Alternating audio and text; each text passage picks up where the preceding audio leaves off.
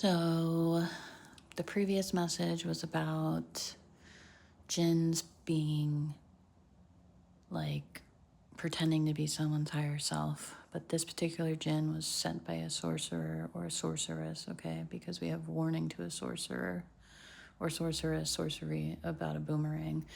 And I have said before that I don't read for karmics, and that is still true. The reason this is coming out is like a lesson because this is like a really higher dimensional. We have 12th house, okay? And 12th house, if you know, it deals with like missions from God, like spirit team stuff. Like it deals with like bigger, like collective type things.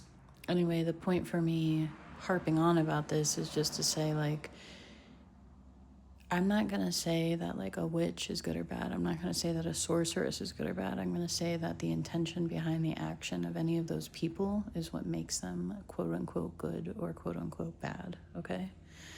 And I'm saying this like whispery and very like succinctly because the point that I'm trying to make is that if you F around, you find out, okay? And this sorceress or sorcerer might have thought that they were doing the right thing by putting a jinn in place of someone's higher self.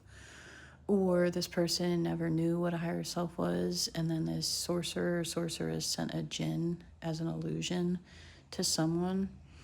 Well, this jinn has since made imprints in somebody's 12th house, which, like, if you have a really high calling or really high purpose, and someone sent you the illusion of a jinn as your higher self who's making imprints your whole life in your 12th house, you are thereby harming God, okay? And I believe in God, so when I say 12th house stuff, I always think of missions from God, gifts from God, things sent from God, whatever.